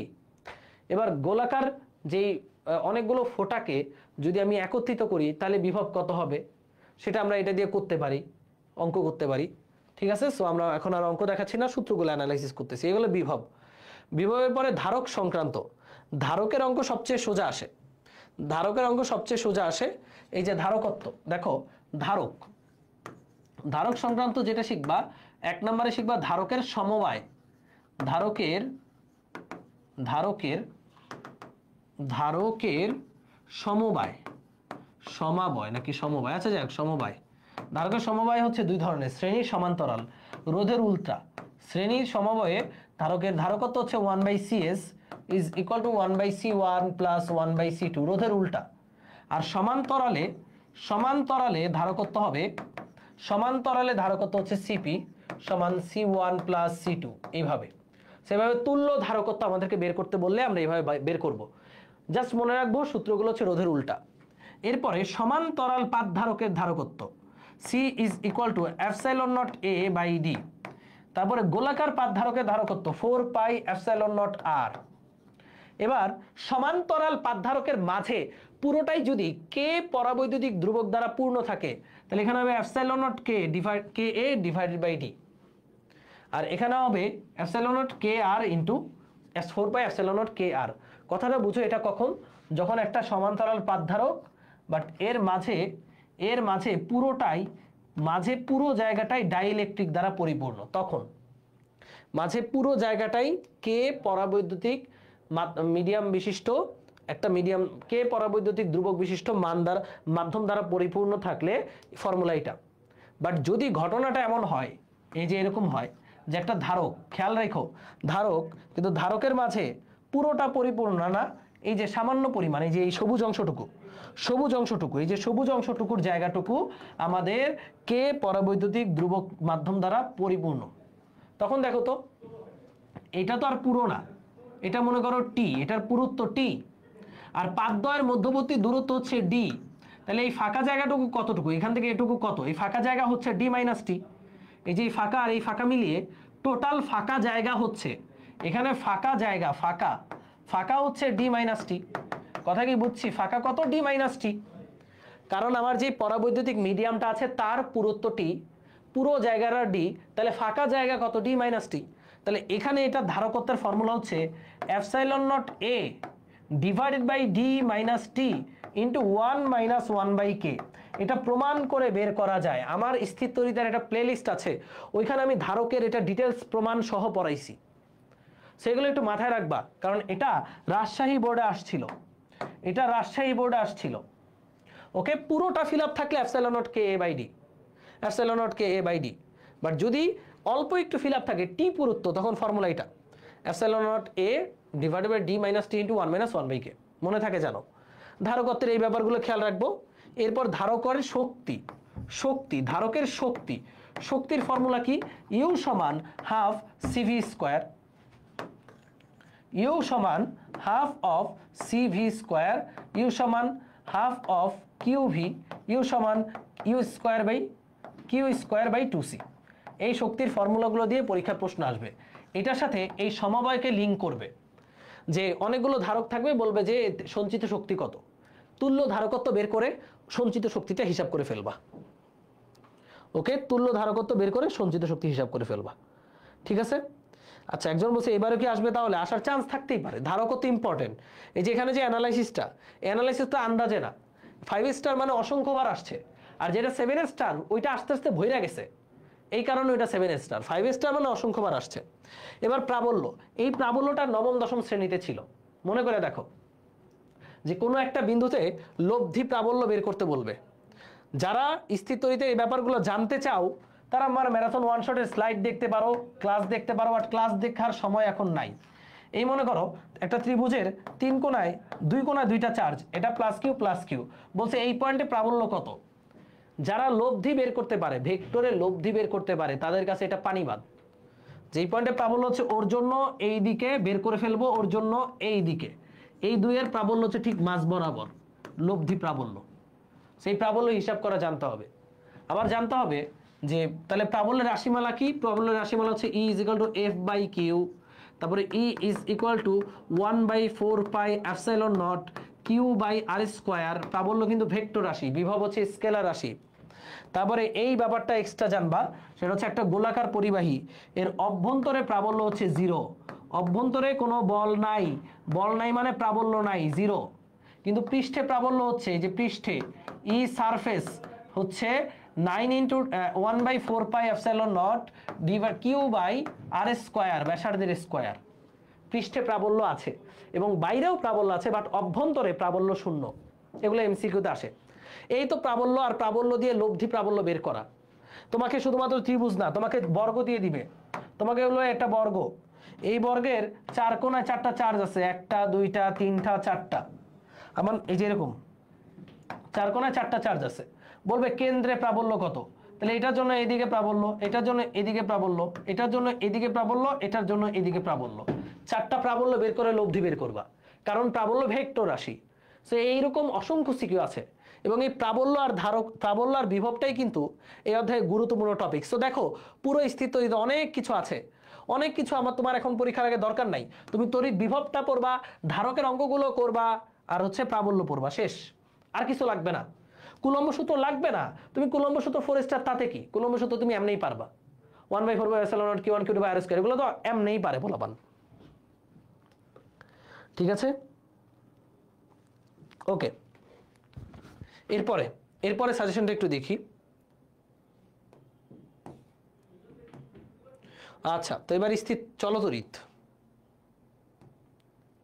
তো চলতড়িতের তুল্যরোধ, এটা নিয়ে বলার কিছু নাই। তুল্যরোধ বোর্ডে কঠিন, আহামরি কঠিন কোনো কিছুই আসে না। এই তুল্যরোধটা পড়বা। তুল্যরোধ থেকে গ নাম্বার কোয়েশ্চেনগুলো বেশি আছে। হুইটস্টোন ব্রিজ এবং শান্ট, কিরশফের সূত্র, 5 স্টার। এই যে এই টপিকগুলো ইম্পর্টেন্ট। আর বাকি টপিকগুলো জাস্ট সামান্য নলেজ থাকলেই পারবা। বাকি টপিকগুলো পড়তে হবে না, চোখ বুলাইও। সো এইগুলো একটু পড়বা। এগুলো কোত্থেকে পড়বা? এগুলো পড়বো টেস্ট পেপার থেকে, from test paper. Test paper থেকে এই টপিকগুলো অ্যানালাইসিস করে করে পড়বা, যে তুল্যরোধ, বিভিন্ন সার্কিটের তুল্যরোধ। এখন যদি তোমাকে আমি তুল্যরোধ দেখাইতে যাই, হাজার হাজার শত শত সার্কিটের তুল্যরোধ দেখাতে পারবো, বাট শত শত সার্কিট তো দরকার নাই। তোমার যেটা দরকার বোর্ডে যেগুলো আসছে সেগুলো পারো কিনা, সেই তুল্যরোধগুলো পারতে হবে। ওকে, তুল্যরোধ ঠিক আছে। আচ্ছা, তো তোমাদেরকে একটা জিনিস বলি, হতাশা জীবনে থাকবেই। এই হতাশাকে অতিক্রম করেই তোমার বাঁচতে হবে, তাই না? তো এই হতাশাকে হারিয়েই তোমার উদ্যমী হতে হবে, তোমার পরবর্তী লক্ষ্যের জন্য নিজেকে প্রস্তুত করতে হবে। তো হতাশার টালায় যদি তুমি সব ভুলেই যাও, তাহলে তো সমস্যা, তাহলে আসলেই সমস্যা, গুরুতর সমস্যা। দেখো, খুব যদি হতাশ হও তাহলে এক ওয়াক্ত নামাজও মিস দিও না। আমিও হয়তো বা রেগুলার নামাজ পড়ি না, পড়া হয় না, শয়তান তো আসলে ধরেই। সো তুমি যদি মানে হতাশা থেকে বাঁচতে চাও, এক ওয়াক্ত নামাজ মিস দিও না। আল্লাহর কাছে নামাজ পড়ে দোয়া করে বলো, আল্লাহ আমি হতাশ, আমি তোমার বান্দা, আমাকে এই হতাশা থেকে মুক্তি দাও। একদম শান্ত মনে চাও, দেখবে হতাশা চলে যাবে। আর মানুষের হতাশা পাওয়া না পাওয়া এই শোক হচ্ছে 2 দিনের। 2 দিন পর মানুষ তার মৃত বাবার কথাও ভুলে যায়, মৃত মায়ের কথাও ভুলে যায়। আজকে কবর দিয়ে আসলে 7 দিন পর সেটা ভুলে যায়। এক্সাম একটু খারাপ হয়ে যায়, এটা কিসের হতাশা বলো? সো এখন এটা হচ্ছে মানুষের স্বভাব। তোমার আজকে খারাপ লাগতেছে, কালকের দিন ঠিক হয়ে যাবে। তো আজকে খারাপ লাগার কারণে আজকের দিনটা যদি তুমি বরবাদ করে ফেলো, তাহলে এটা তোমার আলটিমেট লস। সো লস খাওয়া যাবে না ভাই। যেমন আমি যদি তোমার জায়গায় থাকতাম, যে পরীক্ষা খারাপ দিয়ে আসছি, আমি এখন সেকেন্ড পেপার ছিঁড়ে ফেলতাম, লিটারালি মানে পয়রা ছিঁড়া ফেলতাম। মানে আমার টার্গেট থাকতো যে সেকেন্ড পেপারের আগে 2 দিন বন্ধ। আমি চিন্তা করতাম না, সেকেন্ড পেপারের আগে কোনো বন্ধই নাই, কালকেই সেকেন্ড পেপার এক্সাম। আজকে এক্সাম দিয়ে আসছি, কালকেই সেকেন্ড পেপার এক্সাম। আমি সেভাবেই প্রস্তুতি নিতাম যে আমি আজকে রাতের মধ্যে সেকেন্ড পেপার কমপ্লিট, এইভাবে পড়তাম সকালবেলা এক্সাম দেওয়ার চিন্তা করে। কালকে সারাদিন আবার সেকেন্ড পেপার পড়তাম, রিভাইজ করতাম। শনিবার সেকেন্ড পেপার রিভাইজ করতাম। আমার টার্গেট থাকতো 100-তে 101 নাম্বারও কম পাবো না সেকেন্ড পেপারে, অন্তত প্র্যাকটিক্যালে 25, ওই 25 বাদে 75-এ আমি অ্যাচিভ করবই। তুমি যদি 100-তে 100 পাও সেকেন্ড পেপারে, তাহলে এই ফার্স্ট পেপারে লাগবে মাত্র 60 মার্কস, অটো হয়ে যাবে। সো পরবর্তীটার জন্য পড়ো ভাই, উদ্যমী হইতে হবে। তুমি যে হতাশার সাগরে ডুবে গিয়ে সবকিছু ছেড়ে হাত পা জায়গায় বসে থাকো আর এইভাবে উল্টাপাল্টা কমেন্ট করো, তাহলে তুমি আজীবনই হতাশ থাকবা। তোমার জীবনে তুমি কখনোই মানে হচ্ছে শান্তি পাবা না, তোমার প্রতিদিনই তোমার হতাশাময় যাবে। সেই সব হতাশার কথাবার্তা ছাড়ো, সামনে যে এক্সামটা সেটাতে ফোকাস করো। ওকে, তুমি যা দিছো তোমার বন্ধুরাও ম্যাক্সিমাম তাই দিছে। সো এটা নিয়ে হতাশার লাভ নেই। হ্যাঁ, physics doesn't define your life. Physics first paper exam doesn't define your goal. হয়তো বা তাও তোমার লক্ষ্যটা একটু পরিবর্তন হয়ে যাবে এক্সামে নাম্বার কম পাওয়ার কারণে, বাট চাইলে তার চেয়েও ভালো লক্ষ্যে যাওয়া সম্ভব। কিন্তু একটা স্টোরি শোনাই। আমার এক জুনিয়র, ও ঢাকা মেডিকেল কলেজে পড়ে। ওর ছোট ভাইও ওর বাপ মা চাইছে যে ওর ছোট ভাইও ঢাকা মেডিকেলে পড়ুক। তো ছেলেটা মেডিকেল এক্সামে পরীক্ষা দিয়ে চান্স পায় নাই। হয় নাই। তো বাবা মা খুব হতাশ যে বড় ভাই পরে ঢাকা মেডিকেলে, ছোটটা কোথাও চান্স পায় নাই। ঢাকা মেডিকেল কেন, কোথাও চান্স পায় নাই। তো এই হতাশা থেকে ওই ছেলে যদি হতাশ হয়ে বসে থাকতো, তাহলে এখন হতাশ হয়ে বসে থাকতো। বেশি না, 21 ব্যাচের ছেলে মেডিকেলে চান্স পায় নাই। পরে ও বিভিন্ন গুগল ইন্টারনেট ব্রাউজ করে ইয়েতে অ্যাপ্লাই করলো, ইউএসএ এর একটা ইউনিভার্সিটিতে পড়ার জন্য অ্যাপ্লাই করলো। ওর মায়ামিতে কোনো একটা ইউনিভার্সিটি আছে, ওইখানে হয়েছে চান্স। আইটিতে মানে ইনফরমেশন টেকনোলজিতে গেছে পড়ার জন্য। স্কলারশিপ ফুল পায় নাই, হয়তো বা ফ্যামিলি মোটামুটি ভালো, তো টাকা পয়সা ভালো দিয়েই পাঠাইছে। এখন ওই ছেলে বাংলাদেশি টাকায় 2 কোটি টাকার গাড়ি চালায় ওইখানে, এবং তার ফ্যামিলি থেকে সে 1 টাকাও খরচ নেয় না, ওটা ফ্যামিলিতে দেয়। তার 2 কোটি টাকা দামের গাড়ি চালায়, বুঝো তুমি, ওইখানে মায়ামিতে। এবং সে তার ফ্যামিলিকে উল্টা দেয়, সে ফ্যামিলি থেকে 1 টাকাও নেয় না। তার বড় ভাই এখনো ডাক্তার হইতে পারে নাই, কারণ সে 21 ব্যাচ, তো তার বড় ভাই ফাইনাল ইয়ার আছে। আর এখন সে পুরো ফ্যামিলিকে চালাচ্ছে, ফ্যামিলি তারও দিচ্ছে। তো দেখো তার ভাগ্যটা কিভাবে চেঞ্জ হয়েছে। তার টার্গেট ছিল ঢাকা মেডিকেল, সে যদি ঢাকা মেডিকেলে পাইতো চান্স, তাহলে হয়তো বা এখন সে সেকেন্ড ইয়ার বা থার্ড ইয়ারে থাকতো। তার হয়তো বা মাস গেলে 20,000 টাকা ইনকামও কঠিন হয়ে যেত, পড়াশোনা করিয়ে, নিজের পড়াশোনা করে টিউশন করিয়ে যেটুকু পেতো, তাই না? কিন্তু চিন্তা করো, সে একটা জায়গায় পায় নাই। এতে যদি সে হতাশ হয়ে বসে থাকতো, তাহলে সে এখন বাংলাদেশে হয়তো হতাশ হয়ে বসে থাকতো। বাট সে চেয়েছেন না, আমি আরও ভালো কিছু করব, I will try my best. সে ওইখানে গিয়ে একটা ইউনিভার্সিটিতে পড়তেছে, পার্ট টাইম জব করতেছে এবং হিউজ ইনকাম করতেছে, এবং তার লাইফ খুব লাক্সারিয়াস একটা লাইফ লিড করতেছে। যেটা আমি হয়তো বা 50 বছর বয়সেও পারবো না। সো হতাশ হয়ে বসে যদি থাকতো তাহলে এটা সম্ভব হইতো না। গল্পটা শোনানোর মূল লক্ষ্য হচ্ছে হতাশা ছেড়ে দাও। Physics first paper doesn't define your goal, doesn't define your life. Second paper আছে, মানে এরপর আরো অনেক এক্সাম আছে। সো ওয়েট করো ভাই, এবং সেগুলোর জন্য ভালোভাবে প্রস্তুতি নাও।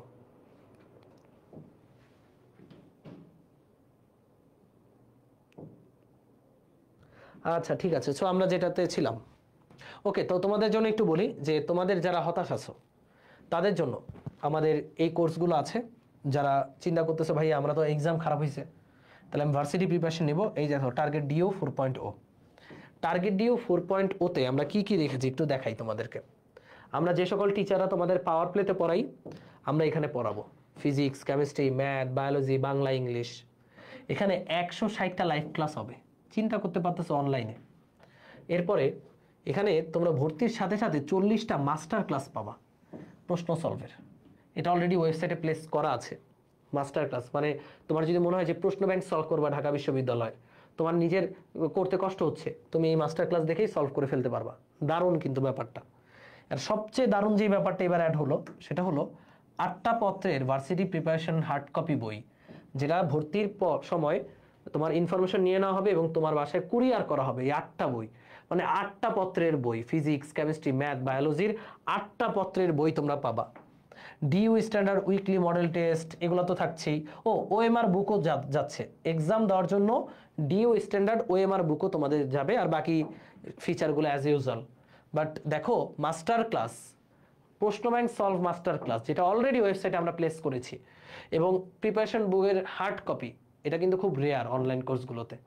হার্ড কপি তো নাই, সো এটা তোমরা মানে হচ্ছে এনরোল করতে পারো। আর বর্তমানে এখানে একটা প্রোমো কোড চলতেছে, প্রোমো কোডটা হলো ভ্যাপ, ভিএপি, ভ্যাপ থাউজেন্ডস 1000। এই প্রোমো কোডটা ইউজ করলে তুমি মাত্র 3500 টাকায় এটা এনরোল করতে পারবা। কল্পনা করতে পারতেছো 3500 টাকায় বই প্লাস পুরো কোর্স। মানে বইগুলো কিন্তু ভাই বিশাল বিশাল। আমি তোমাদেরকে যদি একটু বইগুলো দেখাই,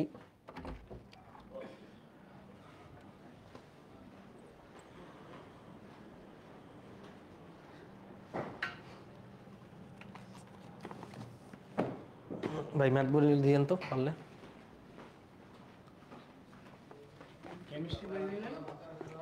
এই দেখো কত মোটা মোটা বই। এই যে এই বইগুলো অলরেডি আমাদের হাতে চলে এসেছে। এই বইগুলো তোমরা এই কোর্সে এনরোলের সাথে সাথে পেয়ে যাবে। দেখেছো? এই যে এই বইটা হচ্ছে তোমাদের, এটা হচ্ছে তোমাদের পদার্থবিজ্ঞান এবং এটা হচ্ছে রসায়ন। এই বইগুলো পড়লে মানে আমাদের ক্লাস করবা আর এই বইগুলো পড়বা, এই বইগুলো তোমাদের বাসায় কুরিয়ার করা হবে। এর সাথে ম্যাথ থাকবে, বায়োলজি থাকবে। এই 4টা বই তোমাদের কুরিয়ার করা হবে। 4টা বই 8টা পত্র আছে। এই বইগুলো বাইরে আর কিছু পড়তে হবে না ভার্সিটি অ্যাডমিশনের জন্য। সো এটা পাওয়া যদি তোমরা আমাদের এই কোর্সটাতে এনরোল করো। এবং এখন কিন্তু ভ্যাপ 1000 প্রোমো কোডটা চলছে, যেটা থাকবে না পরবর্তীতে। ওকে, সো রেডি? এরপরে যাই আমরা। এরপর আমরা চলে যাচ্ছি হচ্ছে আমাদের এগুলো গেল। ওকে, সো এই জিনিসগুলাই চলতরিৎ থেকে পড়বা। এরপর আমরা ভৌত আলোক বিজ্ঞানে আসি। ভৌত আলোক বিজ্ঞানে আমাদের টপিকই আছে 2টা। একটা হচ্ছে আলোর ব্যতিচার, এটা দেখো কত স্টার, 8 স্টার, তার মানে এখান থেকে প্রশ্ন আসতে যাচ্ছে। আর এটা হলো অপবর্তন, 5 স্টার। এই 2টা টপিক, এবং এই 2টা টপিকের ক্লাস তোমরা যেটা বুঝো না ক্লাস বা স্লাইড এখান থেকে দেখে নিবা। এই যে আমাদের যে ভৌত আলোক বিজ্ঞানের ক্লাসটা আছে না, এই যে 3 ঘন্টা 40 মিনিট, এই ক্লাসের নিচে স্লাইড অ্যাড করা আছে। ওই স্লাইডটা অন্তত দেখে নিবা, তাহলেই হয়ে যাবে। তাহলে আর কিচ্ছু লাগবে না ওই স্লাইডটা দেখলে। হ্যাঁ, এই যে স্লাইডটা দেখলে আর কিছু লাগবে না। এখানে ব্যতিচারের সূত্রগুলো আছে, একদম ক্লিয়ার করে দেওয়া হয়েছে। ঝালরের প্রস্থ বলতে কি বোঝায়, তারপরে তোমার ঝালর, আমাদের ডোরা প্রস্থ কি, ডোরা ব্যবধান কেমনে বের করে, তারপরে হচ্ছে কৌণিক অবস্থান কেমনে বের করে, সব কিছু আমাদের এই ক্লাসটাতে আছে। সো আলোর ব্যতিচার আর অপবর্তন 2 সূত্র, আর কিছুই লাগবে না, 2টা। কারণ আলোর ব্যতিচারে কি কি সূত্র থাকা সম্ভব সেটা একটু দেখাই। আলোর ব্যতিচারের সকল সূত্রগুলো আমি এখানে লিখে দিচ্ছি, লিখো। সেটা হচ্ছে প্রথম সূত্র হচ্ছে যে 1 নম্বর সূত্র হচ্ছে উজ্জ্বল ডোরা পাবার শর্ত। উজ্জ্বল ডোরা পাবার শর্ত। উজ্জ্বল ডোরা পাবার শর্ত হচ্ছে পথ পার্থক্য হবে 2n λ/2 মানে λ/2 এর জোড় গুণিতক। এক্ষেত্রে দশা পার্থক্য হবে 2n পাই। এটা হলো উজ্জ্বল ডোরা পাওয়ার শর্ত। পর্দায় দুইটা আলোক তরঙ্গ মিলিত যদি হয় এই পথ পার্থক্যে বা এই দশা পার্থক্যে, তাহলে উজ্জ্বল ডোরা পাবো। 2 নাম্বার, অবম বা অন্ধকার ডোরা পাওয়ার শর্ত। অবম ডোরা পাবার শর্ত হচ্ছে পথ পার্থক্য হবে λ/2 এর বিজোড় গুণিতক, আর এখানে বিজোড় সংখ্যা হচ্ছে 2n - 1 λ/2, আর দশা পার্থক্য হবে 2n - 1 পাই। 2n - 1 পাই। কেন মাইনাস দিলাম, প্লাস দিলাম না, এটা আমার ওই ভিডিওতে বলা আছে, বাট আমি যেহেতু আবারও মাইনাস লিখতেছি, মনে রাখবা ব্যতিচার আমরা অলওয়েজ মাইনাস দিয়েই করব। প্লাস দিয়ে করলেও দোষ নাই, বাট মাইনাস দিয়ে করলে আমরা ঝামেলায় পড়বো না কোনো। 3 নাম্বার হচ্ছে উজ্জ্বল ডোরা পাওয়ার শর্ত বললাম, অন্ধকার ডোরা পাওয়ার শর্ত বললাম। তারপর হচ্ছে কেন্দ্রীয় চরম থেকে, কেন্দ্রীয় চরম বা চরম মানে উজ্জ্বল ভাই, চরম থেকে n তম চরম ডোরার দূরত্ব। কেন্দ্রীয় চরম থেকে n তম চরম ডোরার দূরত্ব, n তম চরম ডোরার দূরত্ব হচ্ছে xn। এটা হলো n λ/d/a, n λ/d/a। 4 number, কেন্দ্রীয় চরম থেকে n তম অবম ডোরার দূরত্ব। অবম ডোরার দূরত্ব হচ্ছে xn prime 2n - 1 λ/d/2a, λ/d/2a। এগুলো 4টা সূত্র, আমি সবগুলো সূত্র লিখে দিচ্ছি। এক্সপ্লেনেশন জানতে চাইলে তুমি আমাদের ওই ভিডিওটা দেখবা।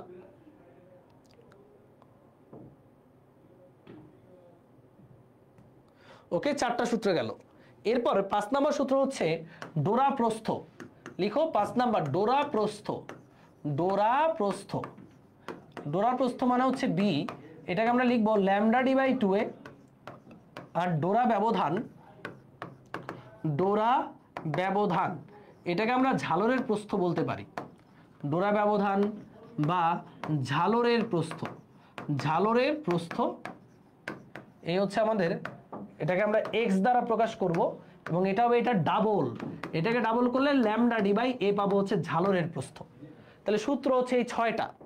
এবার কৌণিক অবস্থান কেমনে বের করে, সেটা বের করে tan θ sin θ সম্পর্ক দিয়ে। কি সম্পর্ক দিয়ে? tan θ sin θ সম্পর্ক। যে tan θ মানে লম্ব বাই ভূমি, লম্ব হলো xn, ভূমি হচ্ছে পর্দার দূরত্ব d, এটা হচ্ছে tan θ। আবার sin θ হচ্ছে এই যে ফর্মুলা মনে রাখবা, a sin θ সমান del x। del x মানে হলো পথ পার্থক্য, del x টা কি ভাইয়া? পপা। তাহলে a sin θ, এ হচ্ছে চির দ্বয়ের মধ্যবর্তী দূরত্ব, a sin θ হচ্ছে del x। তাহলে এখান থেকে sin θ সমান del x/a লেখা যাবে। এখানে লেখা যাবে sin θ সমান del x/a, পথ পার্থক্য বাই a। তাহলে তোমরা এই যে tan θ সমান xn/d দিয়ে যে কোনো ডোরার কৌণিক অবস্থান থিটাটা বের করতে পারবা। দেখো থিটা হচ্ছে যে কোনো ডোরার কৌণিক অবস্থান, xn হচ্ছে কেন্দ্রীয় চরম থেকে n-তম ডোরার দূরত্ব, আর d হলো পর্দার দূরত্ব। এখান থেকে থিটা দিয়ে তুমি যে কোনো ডোরার কৌণিক অবস্থান বের করতে পারবা। কৌণিক অবস্থানকে কৌণিক সরণও বলে, এবং এগুলো আমরা ইন ডিটেলসে পড়িয়ে অঙ্ক করিয়েছি, তোমরা ওই ক্লাসটা দেখতে পারো চাইলে। আবার sin θ সমান del x/a লেখা যায়, আবার sin θ সমান tan θ লেখা যাবে, যেহেতু থিটা খুবই ক্ষুদ্র তাহলে del x/a সমান xn/d লেখা যাবে। থিটা ক্ষুদ্র বলে, থিটা কি ক্ষুদ্র বলে sin θ সমান tan θ লেখা যাবে। তাহলে sin θ মানে হচ্ছে del x/a, tan θ মানে xn/d, এবং এই ফর্মুলাটা অনেক বেশি গুরুত্বপূর্ণ। ওকে, এই ফর্মুলাটা অনেক বেশি গুরুত্বপূর্ণ, মনে থাকে জানো। সেই হচ্ছে sin θ tan θ সম্পর্ক থেকে থিটার মান বের করতে পারি। থিটাকে ডাবল করে দিলে আমরা কৌণিক ব্যবধান পেয়ে যাব। এটা তোমরা রিলেট করতে পারবা যদি তুমি অঙ্ক করো, তাছাড়া রিলেট করতে পারবা না জিনিসটা। ওকে, সো এই হচ্ছে ব্যতিচার। ব্যতিচারের পর অপবর্তন। দেখো আমি পুরো জিনিসটাকে একটু সামারি করে দিই। সামারি করার জন্য আমরা বক্স অঙ্কন করব। এই যে একটা বক্স। ওকে, দেখো হচ্ছে ব্যতিচার। ব্যতিচারের সূত্রগুলো আমরা অলরেডি জানলাম। ব্যতিচার। এবার অপবর্তন। অপবর্তন হচ্ছে দুই প্রকার, অপবর্তন দুই প্রকার অপবর্তন আমরা এখানে লিখব। অপবর্তন অপবর্তন, অপবর্তন এটা হচ্ছে একক চিরের জন্য অপবর্তন, প্রশ্নে উল্লেখ করে দিবে একক চির। আর এটা হচ্ছে গ্রেটিং কর্তৃক অপবর্তন, গ্রেটিং। সূত্র শিখতে হবে দুইটাই, অনলি দুইটা সূত্র। একটা হচ্ছে একক চিরের জন্য চরমের শর্ত আর অবমের শর্ত।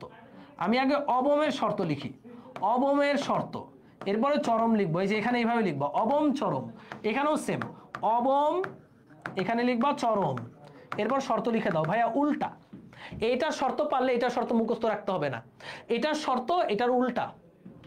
যেমন অবমের শর্ত হচ্ছে এ সাইন থিটা সমান এন ল্যামডা, তাহলে এটা অপবর্তনে গ্রেটিং এ চরমের শর্ত, চরমে খালি এর জায়গায় ডি বসবে, তাহলে ডি সাইন থিটা সমান এন ল্যামডা। একইভাবে একইভাবে চরমের শর্ত হবে এ সাইন থিটা সমান এখানে 2n প্লাস 1 ল্যামডা বাই 2, আর এখানে ডি সাইন থিটা সমান 2n মাইনাস 1 ল্যামডা বাই 2। শেষ, এটুকু মাথা রাখতে পারলেই শেষ, মনে থাকে জানো। ভাইয়া দেখছো তো? আর ব্যতিচারের সূত্রগুলো অ্যাজ ইউজুয়াল, যেগুলো পড়ছো সেগুলাই অ্যাজ ইউজুয়াল, এজ ইউজুয়াল। যা আচ্ছা ইউজুয়াল বানান হয়েছে কিনা জানি না, বাট যা পড়ছো তাই, ব্যতিচারে যেগুলো পড়ে সেগুলাই। অপবর্তনের সূত্র এই চারটা, একক চিরের জন্য এ সাইন থিটা সমান এন ল্যামডা, অবমের শর্ত, চরমের শর্ত 2n প্লাস 1 ল্যামডা বাই 2। আর অপবর্তন গ্রেটিং এ উল্টা, খালি এর জায়গায় ডি বসবে। দেখো এটা চরমের শর্ত, এটা হয়ে যাবে অবম, খালি 2n মাইনাস 1। 2n প্লাস 1 একটা জায়গাতেই আছে, সেটা হচ্ছে একক চিরের অপবর্তনে 2n প্লাস 1 আছে। আর এখানে এই অধ্যায়ে আর কোথাও 2n প্লাস 1 নাই, সব জায়গায় 2n মাইনাস 1 দিব। এই তো, এই হচ্ছে সূত্র। ডি বের করার অনেকগুলো জিনিস জানতে হবে, যে ডি সমান হচ্ছে 1/n, এন হচ্ছে একক দৈর্ঘ্যের চিরের সংখ্যা। এইগুলো নিয়ে আমাদের অঙ্ক করতে হবে, অঙ্ক না করলে এগুলো কিন্তু বুঝতে পারবা না। এই হচ্ছে আমাদের এই অধ্যায়ে যা কিছু আছে। এই অধ্যায়ে ব্যতিচার আছে, এই অধ্যায়ে অপবর্তন আছে, ডান, শেষ। এরপরে আমাদের ভৌত আধুনিক পদার্থবিজ্ঞানের সূচনা। এই যে দেখো আধুনিক পদার্থবিজ্ঞানের সূচনা, দৈর্ঘ্য ভর সময়ের আপেক্ষিকতা 7 স্টার। কেন 7 স্টার?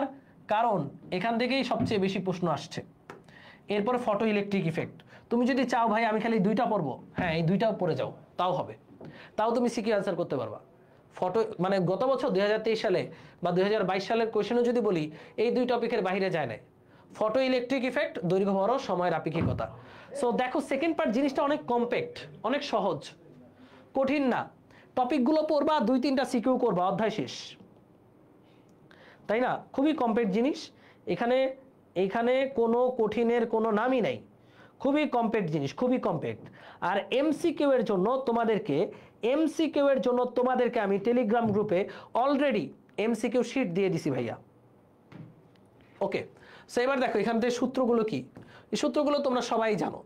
সূত্রগুলো হচ্ছে দৈর্ঘ্যের আপেক্ষিকতা সূত্র কি ভাই? দৈর্ঘ্যের আপেক্ষিকতা সূত্র হচ্ছে L is equal to L naught root over of 1 minus v square by c square, T is equal to T naught by root over of 1 minus v square by c square, M is equal to M naught by root over of 1 minus v square by c square। এরপরে হচ্ছে energy, শক্তি, মোট শক্তি হচ্ছে kinetic energy plus স্থির অবস্থার শক্তি, বা মোট শক্তি যা লিখতে পারবো mc স্কোয়ার সমান kinetic energy plus m not c square. এটা দিয়ে গ নাম্বার আসতে পারে, এমসিকিউ আসতে পারে, খুবই খুবই খুবই গুরুত্বপূর্ণ। এই হচ্ছে দেখো এই যে তিনটা জিনিস, এই যে এটা তো ভাই বলার বাহুল্য রাখে না, 7 স্টার দিয়েছি। এখান থেকে প্রশ্ন আসতেই পারে সময়ের আপেক্ষিকতা থেকে সবচেয়ে বেশি। এরপর ফটো ইলেকট্রিক ইফেক্ট, কি ইফেক্ট? ফটো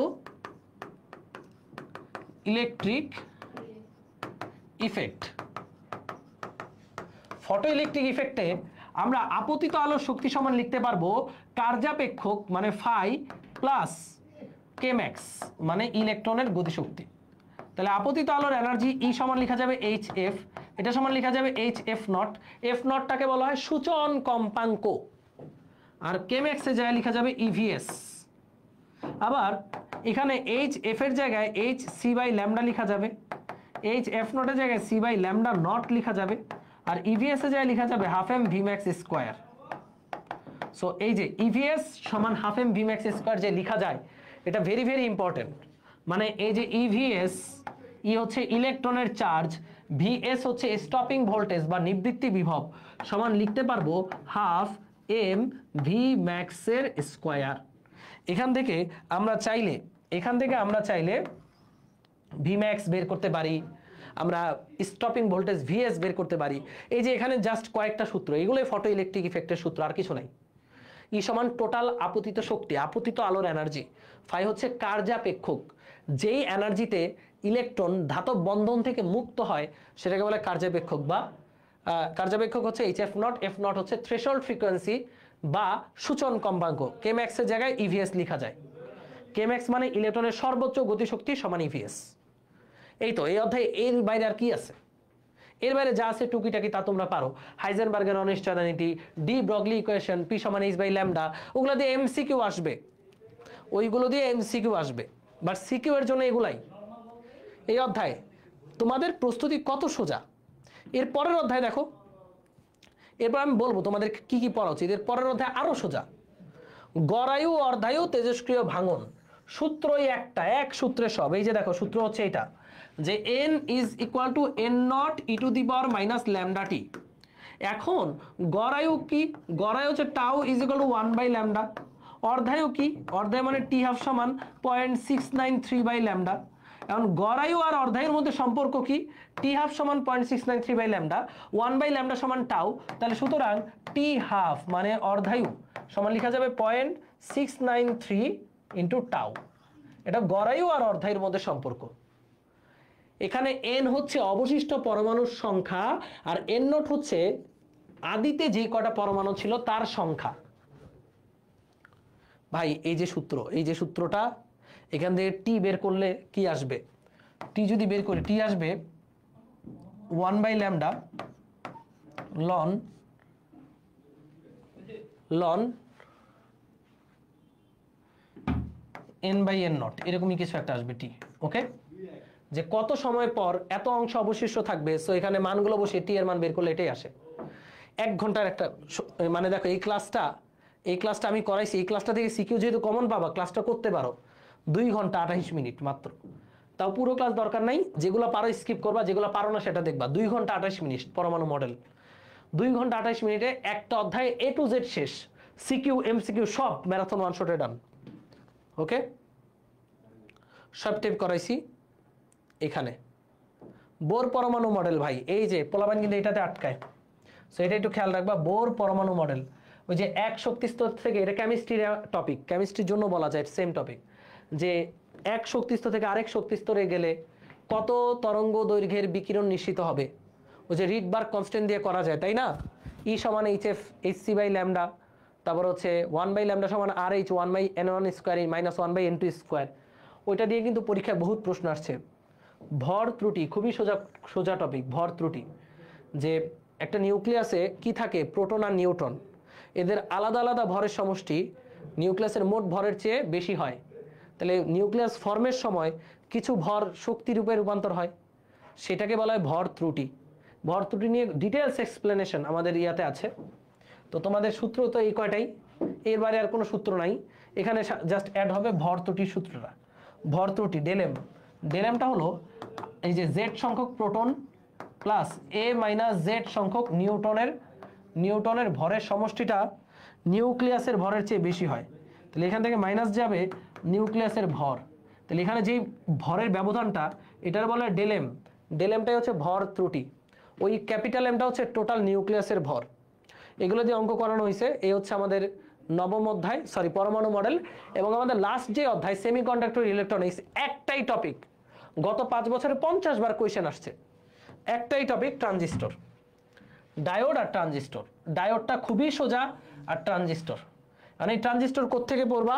তোমার যদি মনে হয় ভাই ট্রানজিস্টরে কিচ্ছু পারো না, এই যে দেখো তোমার জন্য দিয়ে দিয়েছি সেমিকন্ডাক্টর। 3 ঘন্টা 33 মিনিট না, তোমার এতটা দেখার দরকার নাই। তুমি এখানে লাস্টের 2 ঘন্টা থেকে দেখো, 2 আওয়ার্স থেকে শুরু হয়েছে আমাদের ইয়েটা ট্রানজিস্টর। 2 আওয়ার থেকে 3.33 মানে 1.5 ঘন্টা দেখো। তুমি এখানে টোটাল 1.5 ঘন্টা দেখো, তুমি এখানে 1.5 আওয়ার ওয়াচ দেখো, তাহলেই হয়ে যাবে ট্রানজিস্টর। মানে লাস্টের 1.5 ঘন্টা যদি দেখো, সেমিকন্ডাক্টরের ট্রানজিস্টর ভাইজা খেয়ে ফেলতে পারবা। এত ভালোভাবে পড়াইছি, সিরিয়াসলি। এত ভালোভাবে পড়াইছি, আমি নিজেই মুগ্ধ এটা দেখে। মানে বোর্ড কোয়েশ্চেন ভেজে খেয়ে ফেলতে পারবা, বোর্ড কোয়েশ্চেন বলো, ইঞ্জিনিয়ারিং কোয়েশ্চেন বলো, ভেজে খেয়ে ফেলতে পারবা। বাই চান্স ট্রানজিস্টর থেকে একটা কোয়েশ্চেন আসলে একটাই কোপ, কোনো কথা হবে না। আর ডায়োড তো ভাই সোজা, এর আগে পড়াইছি ডায়োড, ডায়োড সোজা। তো এখানে দেখো ট্রানজিস্টর আর ডায়োড, ট্রানজিস্টরের সূত্র কি কি এখানে লেখাই আছে, আলফা বিটা। আলফা বিটা হচ্ছে সূত্র, আলফা বিটা আই সমান আইসি প্লাস আইবি, ভোল্টেজ লাভ, পাওয়ার লাভ, এগুলো হচ্ছে সূত্র। সূত্র যদি বলে আলফার সূত্র কি, বিটার সূত্র কি, এটা হচ্ছে আলফা সমান আইসি বাই আইই, তারপরে বিটা সমান আইসি বাই আইবি, তাই না? বিটা সমান আইসি বাই আইবি। তারপরে আলফা বিটার মধ্যে রিলেশন, আলফা বিটার মধ্যে রিলেশন কি, 1 বাই আলফা সমান হচ্ছে 1 প্লাস 1 বাই বিটা, এরকম কিছু একটা হবে আলফা বিটার মধ্যে রিলেশন। 1 বাই আলফা সমান 1 প্লাস 1 বাই বিটা, এটা হচ্ছে আলফা এবং বিটার মধ্যে রিলেশন। এরপরে ভোল্টেজ লাভ ভিএ, এটাকে আমরা বলি এমপ্লিফিকেশন অফ ভোল্টেজ, সেটা হচ্ছে v output by v input, v output by v input. এটা বের করার নিয়ম টিয়ম সব কিছু, পাওয়ার লাভ p output by p input, সব কিছু আমরা আমাদের ওই ম্যারাথন ওয়ান শটে দেখাইছি, দেখবা। ডায়োড, গটিয় রোধ, একদম পানি, দুধ ভাত, এগুলো হচ্ছে দুধ ভাত, দুধ ভাত, এগুলো ব্যাখ্যা করা দুধ ভাত। ট্রানজিস্টর এজ এন অ্যাম্পলিফায়ার, এটা দেখলেই শেষ। তো দেখো এবার প্রশ্ন হতে পারে ভাই আমি কোন কোন অধ্যায় আজকে পড়বো। তোমার কাছে দেখো চয়েস কি কি, তুমি খুব শর্টকাটে শেষ করতে পারবা এটা খুব শর্টকাটে শেষ করতে পারবা সেমিকন্ডাক্টর সিকিউ এর জন্য। এমসিকিউ এর জন্য আমার সাজেশন শিট পড়বা, কারণ এমসিকিউ এর কোনো শর্টকাট নাই, যে কোনো প্রকার এমসিকিউ আসতে পারে, দুর্ঘটনা ঘটতে পারে, তার জন্য আমি দায়ী থাকবো না।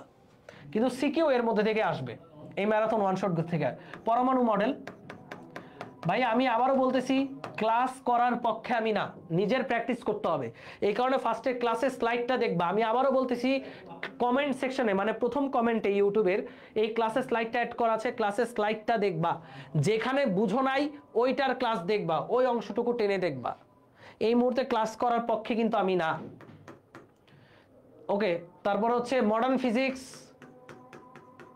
এই 3টা অধ্যায় পড়লেই তো তোমার 4টা সিকিউ কমন থাকবে, আর বাকিগুলা বাদ দিয়ে দিব, বাদ দেওয়া যাবে না। দেখো বাই চান্স মডার্ন ফিজিক্স থেকে এমন কোয়েশ্চেন করলো, তুমি কিনো, আমি পারি না, এত কঠিন একটা কোয়েশ্চেন আসলো ধরো, বা আমার করতে 1 ঘন্টা সময় লেগে যাবে, তখন কি, তখন তো তুমি একদম ফেসে গেলা, যে পড়ছোই 3টা অধ্যায়, তখন তার হচ্ছে না, তাই না? তাহলে তখন তুমি যেটা করবা, এই যে স্থির তড়িৎ দেখতে কঠিন বাট প্রশ্ন কিন্তু সোজা হয়, তাপগতিবিদ্যা দেখতে কঠিন প্রশ্ন সোজা হয়, ভৌত আলোক বিজ্ঞান দেখতে কঠিন প্রশ্ন সোজা হয়। চলতরিৎটা যেহেতু আমি করাইনি, তাই চলতরিতের কথা আমি বললাম না। চলতরিৎটা নিজেরা টেস্ট পেপারে সলভ করে যাবা, চলতরিৎ বাদ দিতে বলতেছি না, টেস্ট পেপার করে যাবা। আমার সময় ছিল না তাই আমি চলতরিৎটা শুট করি নাই, এগুলা করতে আমার খুব কষ্ট হয়ে গেছিল। ফার্স্ট পেপারের সবগুলো অধ্যায় করছি, সেকেন্ড পেপারে এগুলো করছি, অনেক কষ্টের ব্যাপার, অনেক অধ্যাবসায়ের ব্যাপার, বাট এমনভাবে করছি যেন 24, 25, 26 সব ব্যাচের কাজে লাগে। সিলেবাস একই থাকলে এই ক্লাসগুলো অলওয়েজ কাজে লাগবে, কারণ এই ক্লাসগুলো গতানুগতিক কোনো সিকিউ সলভ ক্লাস না, টাইপ ভিত্তিক ব্যাখ্যা করে বেসিক টু অ্যাডভান্স অনেক কিছুই পড়ানো হয়েছে, সেগুলো দিয়ে হয়ে যাবে। সো তোমার আজকের কাজ কি, কিভাবে পড়বা এটা বলে দিই। আজকের কাজ, এবং এটা প্রমিস করবা, এই যে ক্লাসটা যে আজকে করলা, প্রমিস করো আজকে মিনিমাম 3টা অধ্যায় পড়বা, একদম A to Z। কোন 3টা অধ্যায়? আমার সাজেশন সবচেয়ে সোজা। পরমাণু মডেল, একই অঙ্ক বারবার আসে। পরমাণু মডেল, মডার্ন ফিজিক্স, সেমিকন্ডাক্টরটা পরের জন্য রেখে দাও, আর একটা মেগা অধ্যায় পড়ে নাও। মেগা অধ্যায় হচ্ছে ভৌত আলোক বিজ্ঞান, ফিজিক্যাল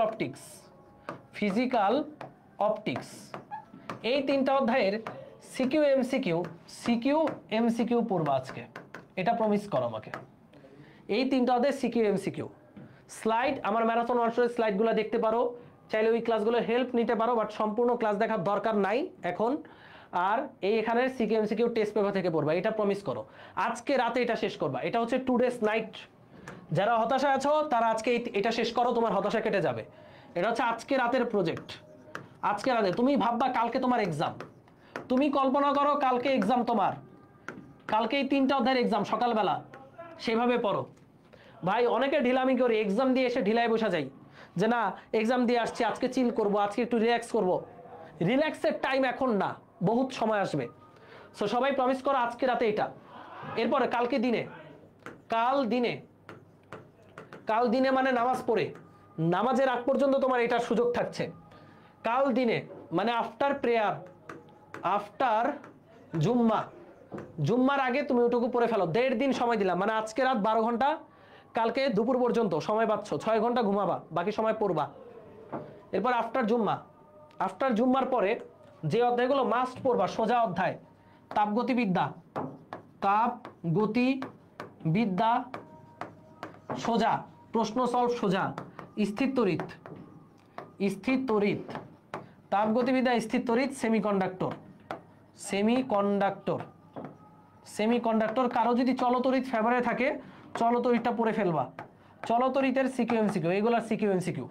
এমসিকিউ আমার সাজেশন শিটটা পড়ো তাইলেই হবে।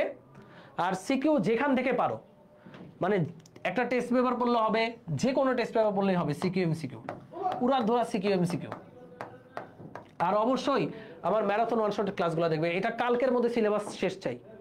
শনিবার তাহলে কি করবা, শনিবার তুমি চিল করো, বাট কালকের মধ্যে সিলেবাস শেষ চাই। এটা শনিবার আবার পড়বা। সিকিউতে আপাতত 2 দিন গুরুত্ব দাও, মানে আজকের কালকে। শনিবার লাগলে এমসিকিউ পড়ো, কারণ সিকিউ পড়লে এমসিকিউ কাভার। হ্যাঁ, মানে সিকিউ পড়লে অনেক এমসিকিউ তোমার মাথায় এমনি সেট হয়ে যাবে। তো প্রমিস মি যে এই কাজটা করবা সবাই।